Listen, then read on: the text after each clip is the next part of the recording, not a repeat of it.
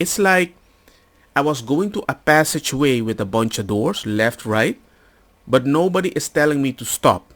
I can just walk. But suddenly I started looking on the left, right, and I see all these doors open, and one caught my attention. And that is what this story is about. Something caught my attention that I never thought about. Hey guys, what's up? I got another one for you today. I want to talk about something that I experienced. It's related to therapy. Because I had a very negative view on what therapy can do for you or how it really can help you personally.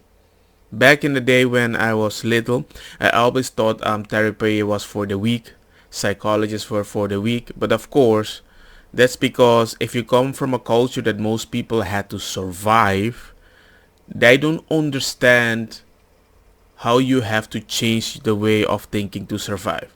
It's all about making the right decision. It's all about eat healthy and just look at it from a different physical standard. Most people there, or they have abs, or even if they're big eating healthy, they're quite strong because they're always moving or doing something, right? So that's how I grew. I just realized that the more you talk, the more comfortable and the less angry you would be.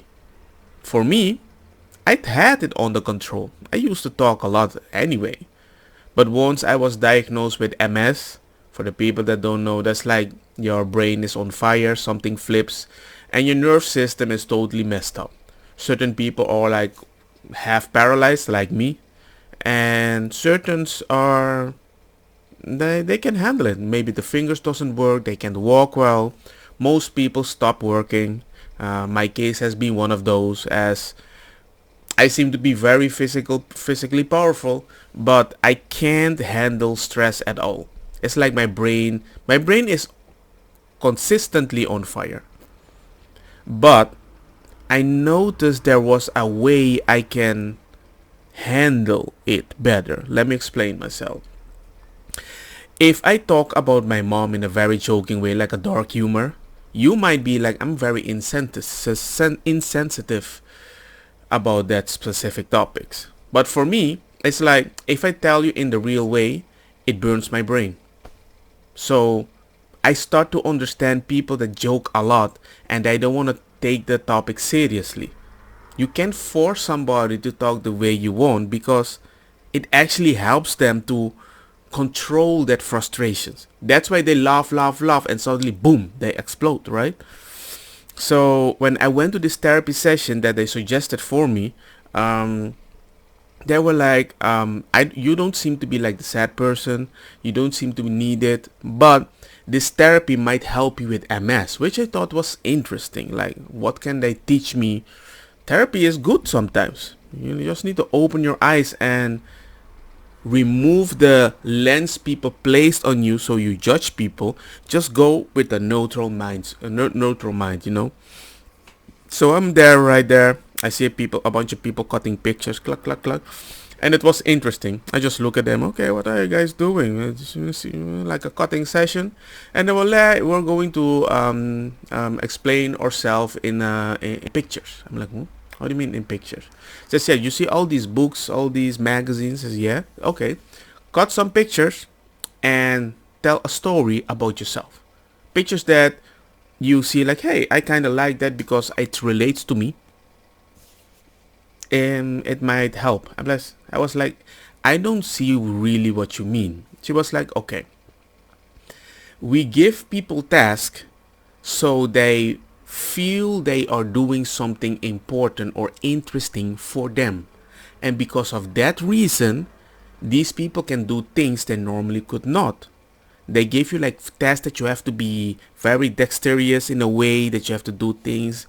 And if you do it in a weird, passionate way, people that are way worse than me will even be able to do things like something they would not normally be able to do. So they can even work maybe in the future if they can find something they actually enjoy. I was like, that's an interesting perspective. So she said, if you do something with a purpose, your nervous system suddenly works way better. Clock. I was like, okay, okay, I see what you're doing. I see what you're doing. She says, okay, start cutting these pictures. And I was thinking like, I'll just cut and try to tell a story about myself. What I did not know, because I was thinking already like that, it's like I was going to a passageway with a bunch of doors, left, right, but nobody is telling me to stop. I can just walk. But suddenly I started looking on the left, right, and I see all these doors open, and one caught my attention. And that is what this story is about. Something caught my attention that I never thought about. So, I was cutting pictures. One, I see a kid, poor kid, below a window at a bar, and you see some old lady eating, and nobody is caring about these two little kids outside. Like the brother is hugging the sleeping little brother, and I look at that picture and was, hey, damn, feels like my brother protecting me because I lost my mom. He understood me, but everybody else is oblivious to it, you know.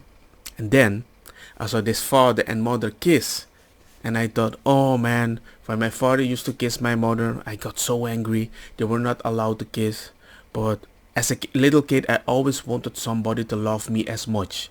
Because when you lose your mom, you're always plan B for everybody. You're never plan A. There doesn't exist a person that forgives you even if you did the worst thing, you know? I don't know what that is. Nobody hugged me.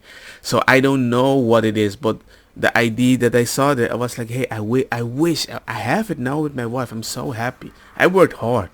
But it's something that I focused so much when I was a little kid because I wanted to feel wanted, you know?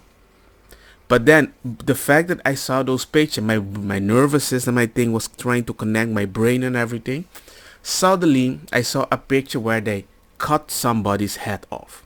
You know, guillotine style, 1800 stuff like that. Where it was actually a show when it happened. But when I saw that picture, the only thing I saw at that moment is my mom in a casket. And everybody is watching and me oblivious on what is happening. I have a picture of me standing next to my mom in a casket. I never felt that feeling. But looking at the picture, it clicked in me suddenly like, damn, I want to cry so much. I'm just going to put this picture away. I think the therapist noticed it, but she didn't push me in that direction because that's not her job. I hate people that jump on the missile of your emotion and try to guide it. No, no, no, no, no. She didn't say anything. I just had that moment. I just looked at that picture and I was like, damn. So that is how I felt as a little kid. It was eye-opening, you know? And even if I just have one eye. But you get my point. And it was a very unique therapy session. I'm curious now what's going to happen on the next one because I have to tell my story. And usually people just talk about it. I'm there with a few people. Maybe I wouldn't even call it out, but we'll see. But the point is, the fact that it made me remember after 41 years how I felt as a kid, and that nobody ever engaged me in that conversation. How do you feel? Because I always denied it, pushed it away. It's normal. People die. Be a man. Just go forward. I always had this weird way of thinking which gave me the possibility to have this family. Be consistent in what you want. Don't do crazy stuff. Be careful, right? But it was the first time I felt I acknowledge how I felt. And if you would say, yeah, but that's quite a horrible image, I would say, for me, what I see is a moment in my life that is permanent. That moment, my mom in a casket, is permanent. Your head getting chopped off in front of a bunch of people, it's permanent. That is what it told me. And that is the permanent decision that I had to live with it for a very long time. And nobody ever really helped me with it. I don't know what's going to happen now.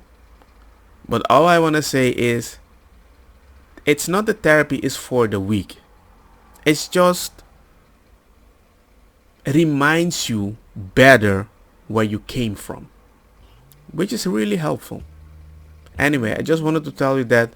Let me know what you guys think about it, and yeah, see you in the next video.